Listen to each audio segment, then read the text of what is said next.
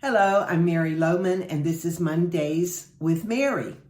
Well, a friend of mine is a very good Bible teacher, and recently he was talking about setting up memorial stones in your brain.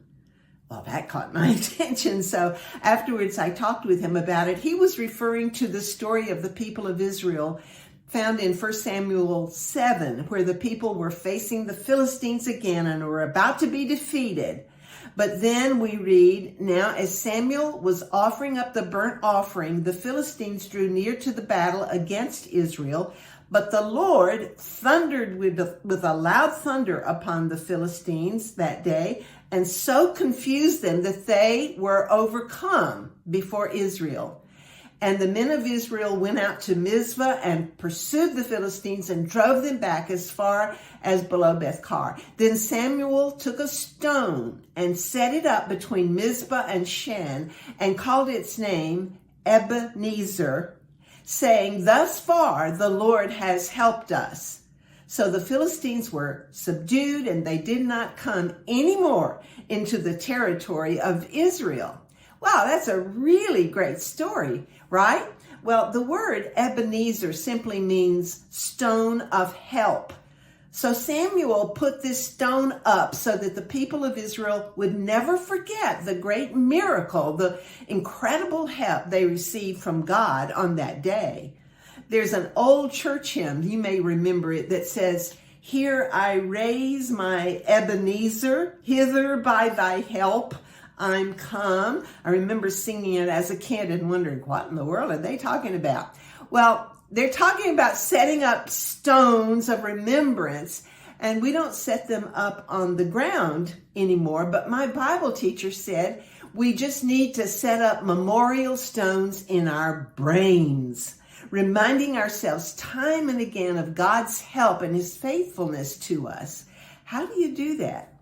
Well, your brain can be trained to remember things, right? And the way you train your brain to remember things is through repetition. The more you repeat to yourself what you need to remember, the better it becomes ingrained in your brain like a memorial stone. You can't forget it. It's there to stay. But you have to be intentional about setting it up in your brain. It will fade from your memory rather quickly if you don't set up a memorial stone in your brain like the one Samuel set up to help the people of Israel remember how God had helped them. So, what memory stones do you need to put in your brain for this past year? You probably have many, as I do. But if you don't set them up in your brain, you might forget.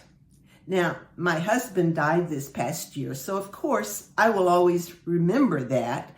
But what I could forget is the way God sustained me through many difficult months. So I'm setting up some memorial stones in my brain to never forget how God helped me time and time again to persevere. Some of those memorial stones were gifts from God through people in my life. People who came alongside to help me. So I want to encourage you to set up some memorial stones in your brain, remembering all the good help God gave you this past year.